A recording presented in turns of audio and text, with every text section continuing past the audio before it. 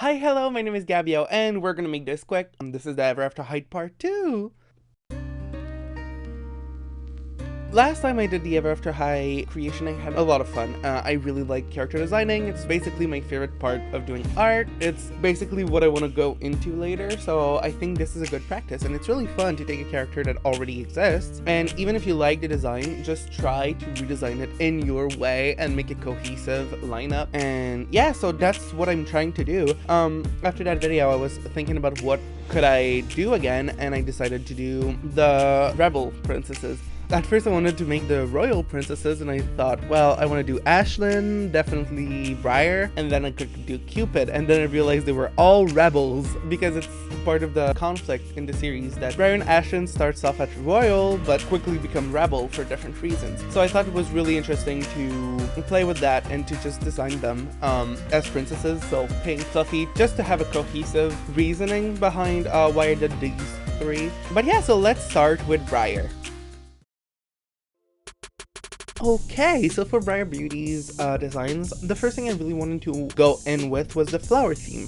So for the first and the third one, they're basically the same kind of design, except the first one is more streamlined, but I really focused on that big, poofy rose skirt. So instead of being long, I made it wide, so it looks like an actual rose bud. Spoiler alert again, I went for the third one on this one, and I also thought it was really cool to have the belt and then a like vine of rose going around her neck. I don't know, I think it's just a really cool like concept and design. I didn't know how I felt about it at first, but I really ended up loving it. And then for the one in the middle, I thought that Briar would fit so well in a Y2K gown. You know, like the Y2K bathrobe gowns, like the ones, the like sleepwear gown, because Sleeping Beauty, right? I decided not to go with it, but I thought it was so cool. So definitely if in this universe there's like a throne coming or whatever, this would be her dress in my mind, because I think it fits so well, just not for a casual look. For the color scheme, I went three pretty similar way. So the first one is more akin to in the show. So it's a lot more purple, it's a lot darker, there's a lot of fuchsia instead of magentas, just so we stay in theme. I wanted the middle one dress to be like a gradient, because I thought that would be cool in like a flower. The second one was the same dark colors, but instead of being darker, it was brighter, so with more white and stuff, and I really liked it, just not for this character. And the third one is the one which I went with, because I really like red pinks, and this is just red pink all over, so it was like perfect. This is the last concept, so like my official concept art that I had. So I kept the darker colors. I really wanted the shoulder flowers to be really big and flower. The skirt is also a big poofy flower with a gradient of white, so the exterior is pink, the interior is white. I wanted her hair to be like a lot poofier, and that's in part because I always saw Briar as being coded as being from South America, and I really wanted to go through with it with this design. I don't know, I just like, I don't even know if it's canon. I tried to do research, but to me it's like the slightly darker skin tone that as a kid I thought was really cool to just have something different than white people, you know? So I just made sure to make that skin tone slightly darker. I didn't want to make her too dark, and yeah, so the hair is really poofy. I really like what I did with like the rose on the like buns, like the way they're folded, they kind of look like flowers. So let's talk about Briar's story, which I think is so interesting. Briar is actually one of the characters that I liked the most on retrospective. I didn't like her character that much as a kid. She was cool, she was just not my type of tea. Sleeping Beauty was never my favorite character, so to me she was fine. Didn't care that much. But on rewatch, I can confidently say that Briar Beauty is one of the most important character in this story. That one scene, I think it's a throne coming, where Raven and her are talking around everybody, and then they're all talking about their destiny, and she's sharing how she's anxious about her own, because since she's the daughter of Sleeping Beauty, she's going to have to sleep for 100 years potentially.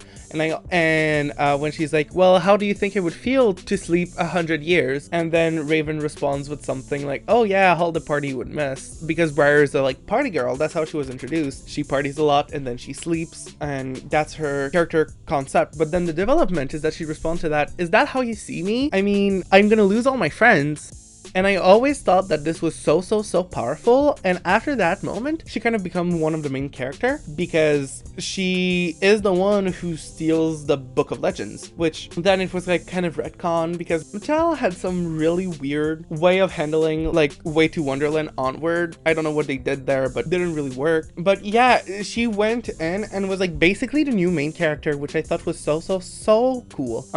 So yeah, for the drawings now, at this point I'm shading, but I was really happy with how it went. I still don't know how I feel about the squares on the bodice, but I wanted to make it look like it's sheer and kind of fishnets, and I think it works for what it is. I would probably redo it differently, but that's how I came up with on the moment. I really like the skirt. It was so fun to draw, so fun to shade and stuff. And yeah, so I just reused a lot of flower imagery all over because of thorns. This is how, like, when she goes to sleep, the flower grow around her tower, and that's how they deal with that in the show. One thing I thought of at the beginning and then I didn't go up with was a tower of hair, because I thought it could be so cool, but who knows, maybe if I ever go around designing one of the O'Hare sisters, then maybe that's what I'm gonna use. So finally, here is the original concept towards the finished product. So again, I was pretty on point. I didn't change anything, and I had the little smiley pose because when my friend was like, oh my god, design her as if she was having a selfie, and I thought it was so cute. So let's move on to Ashlyn now.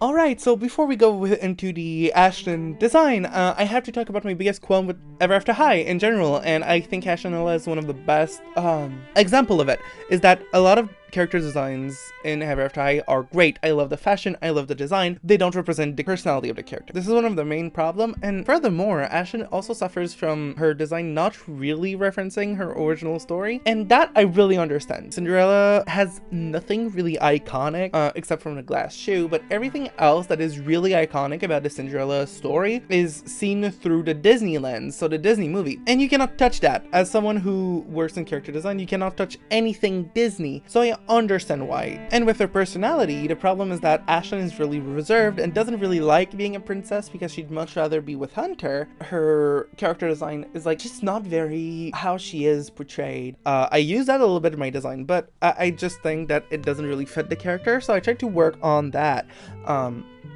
So here are my concepts, but I'm gonna already tell you the third one was just something that I tried to like incorporate the stuff, but what I actually went with is number 1 and 2 together. So you know how the story of Cinderella is basically that she is a princess until midnight, and when the clock strikes, then she transforms back into her maiden outfit, and then she has to go home, right? Well, my Ashlyn retelling is that Ashlyn always looks like a maiden until noon strikes at school, in which she transforms into a princess, like a ball gown, like a French ball gown. And I think that's just a really cool way of incorporating the story.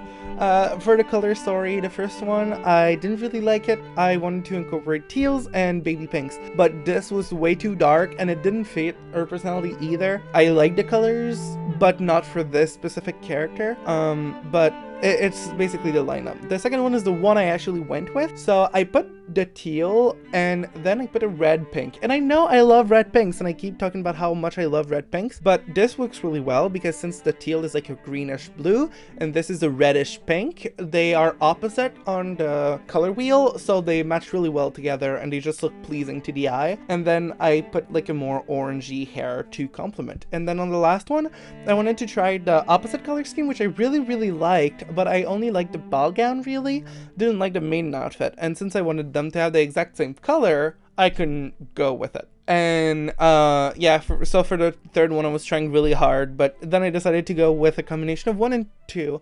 So it was a lot of work, and I knew going into it was going to be a lot of work, but I went into it willingly because sometimes you need to work a lot to create a character design that really fits the character you want to portray. So talking about Ashlyn, I think that I really don't like her original character design. It's just a little boring. It doesn't fit her personality, it doesn't fit her aesthetic, it doesn't fit her story. I like the glass shoes, but even that, they're not really pretty. Well, they're pretty, but they're not, I don't like them.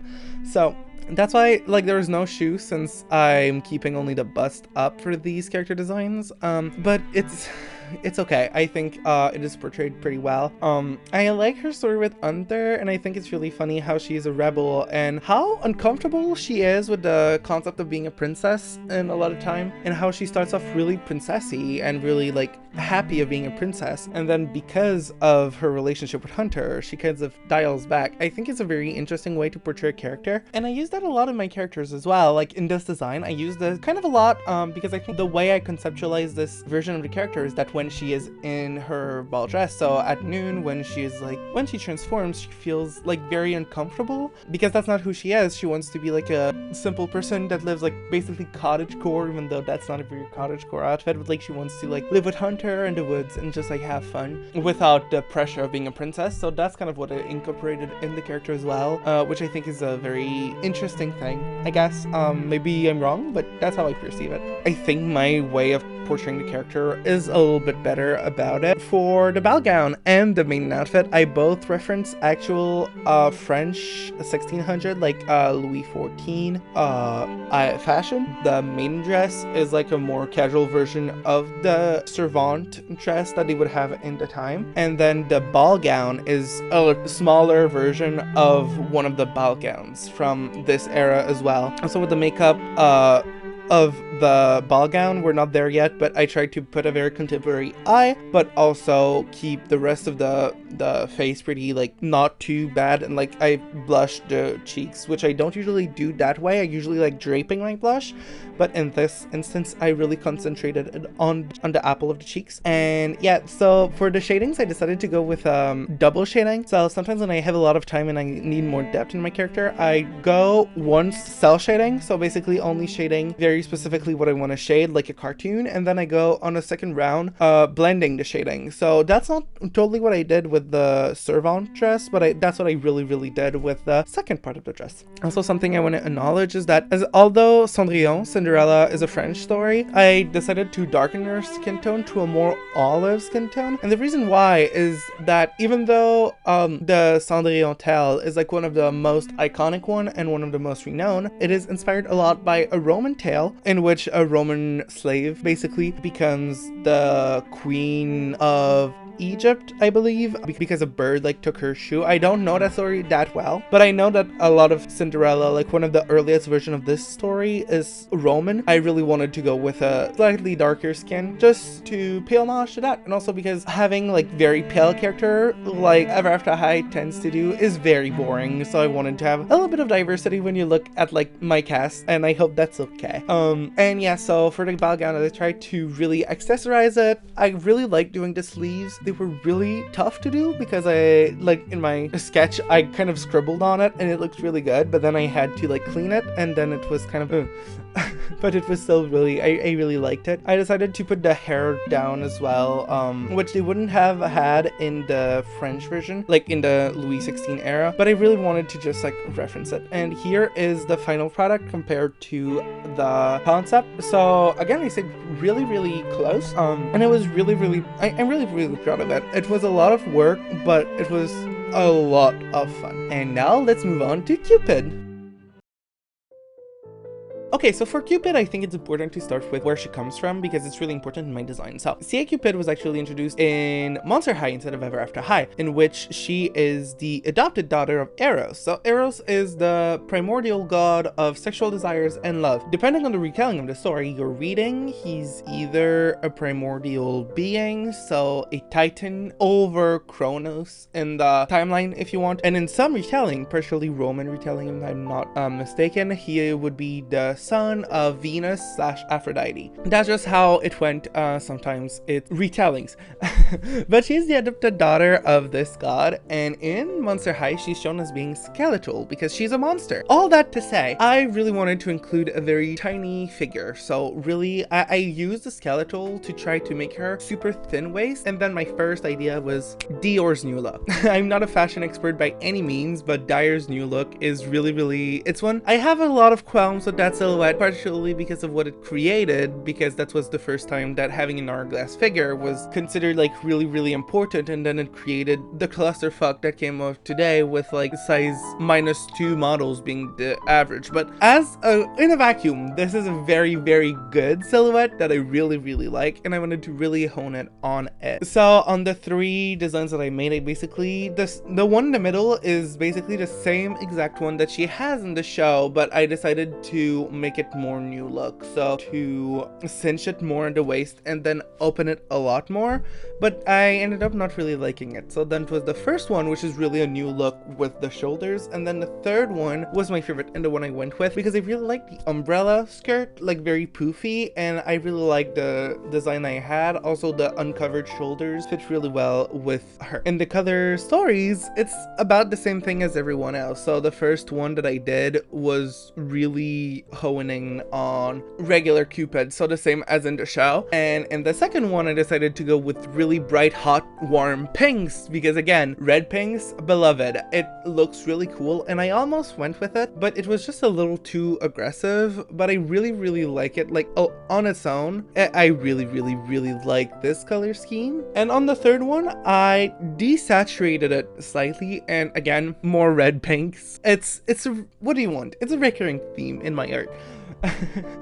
So it is desaturated but more red a little bit, and also I made the pink a little less baby pink and a little more just like powder pink. I couldn't tell you why, I just really like these colors. Also, not pictured here, I had the first one where the third one on the bottom row was reverse colors, but I ended up really liking it with the light pink like this. So here is the final concept. Heads up, I changed a lot of stuff about the final concept. Basically, the face was changed a lot because when I was drawing, I just was in a mood to make a very special face. But the rest of the outfit is basically on point, I'd say. Yeah, it's pretty much exactly what I did. For the drawing, I wanted her to be, yes, very thin, very skeletal, because that's her character and that's what I decided to go with. But I also thought it was really interesting to contradict myself, basically.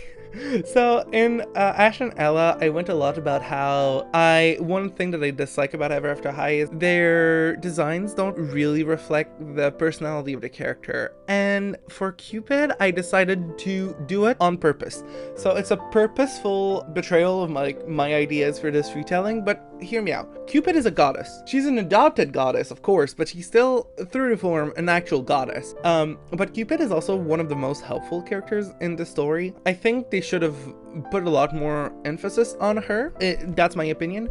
But the problem that I have with Cupid is that she is so helpful. But I thought, how cool would it be if, like, what if the nicest, most helping character looked intimidating? Because she's so powerful that she looks like you don't want to approach her. And I thought it would be a really interesting way to portray her character. So like super pretty, but super like a very neutral tone with a smile that is like inviting hand. That's the pose I went with. But also, does she really want to help you? Because she's a goddess. She's supposed to be intimidating. And I thought that was a really cool concept. And even though it like doesn't respect the criteria I gave for myself, I think that sometimes going against your ideals on purpose is actually a really good way to show what you mean.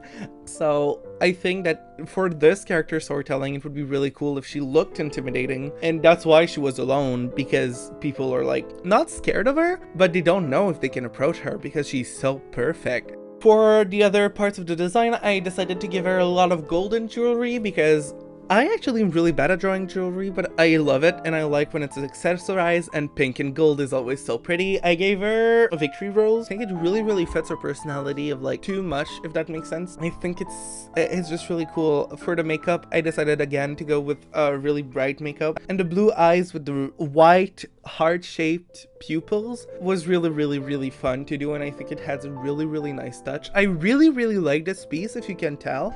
Particularly their face, I think it just turned out so well. And here's a comparison with the concept. As I said, I changed a bunch of stuff. I made the freckles more subtle but still there. I tried to like make everything more soft and like supple. A lot of red, a lot of pink, a lot of like inviting, but do you want to accept the invitation, you know? So let's move on to the montage.